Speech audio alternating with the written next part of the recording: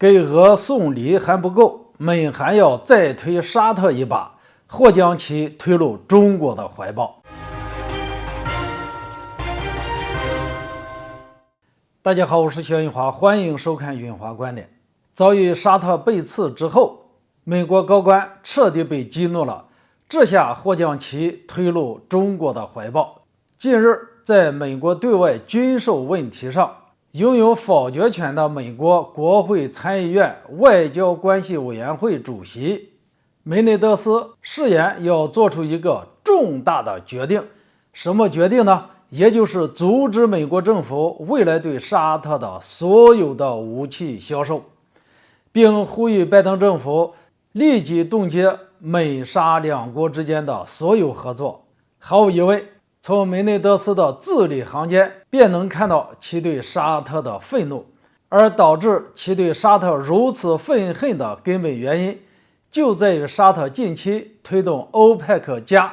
要大幅减少石油生产。对于沙特这一举动，美国方面很是不满，华盛顿甚至将此视为沙特对美国的背后捅刀。毕竟美国官员一直在暗中督促沙特增产石油，拜登甚至在不久之前还主动放下身段，亲自访问沙特，希望以此来修复美沙之间的关系。可以说，美国为了让沙特多生产石油，做了很多的努力，但是沙特方面根本不给美国的面子。然而不给面子就算了，甚至要在美国背后捅刀。所以在遭遇沙特背刺后，美国高官彻底被激怒了。那么为什么沙特减产石油会导致美国不高兴呢？首先，美国督促沙特增产石油是为了增加全球供应，从而降低美国的油价，缓解美国国内的通货膨胀问题。其次，沙特推动欧佩克加减产的举措会被美国视为这是给俄罗斯送礼，毕竟石油减产，油价就会随之上升，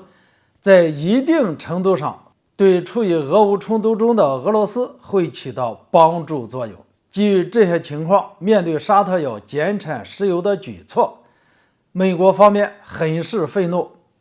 作为拥有对军售问题有否决权的梅内德斯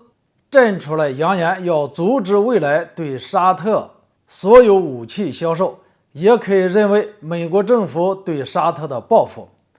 不过话又说回来，美国的这些报复真的有用吗？又会起到什么样的效果呢？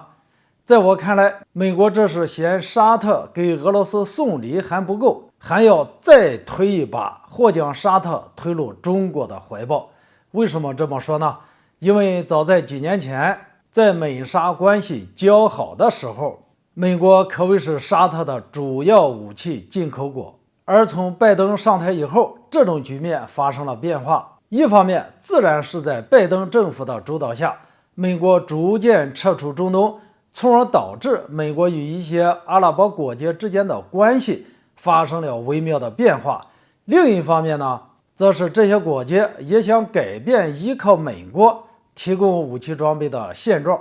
从而开始从俄罗斯、法国等购买武器。值得一提的是，除了向俄法等国家购买武器以外，沙特也曾向中国购买过武器。早在今年1月的时候，就曾有媒体爆出沙特向中国订购了红旗 17A-E 防空导弹系统。在当时，沙特为了规避美国的制裁，还放弃了俄罗斯的 S-400导弹。我认为，既然沙特购买俄罗斯的导弹会受到美国的制裁，那么他要购买中国的导弹也应该会受到美国的制裁。那么沙特为什么选择放弃俄罗斯的 S-400地空导弹武器系统，而购买中国的红旗 17A-E 防空导弹系统呢？我相信沙特做出这样的选择自然有他的考虑。毕竟解放军这款红旗 17A-E 防空导弹是中国自主研发的新一代野战近程防空导弹系统，它采用多项先进的技术，有效射程可达20公里，还搭载了主动雷达引导头，不夸张地说，这款红旗17A1可以拦截当前几乎所有的精确制导的空地武器。这或许是沙特方面选择它的原因。现如今，美国方面叫嚣着要阻止未来所有对沙特的军售计划，这会不会将沙特彻底推入中国的这一边呢？帮到我国一个忙呢？毕竟除了红旗17A1防空导弹，我国还有许多先进的武器系统，完全能够供沙特来选择。再者来说，向沙特出售一款中国武器，也能进一步增强我国与沙特之间的关系，可谓是一举两得。今天这个话题就聊到这里，欢迎大家留言交流，下次见。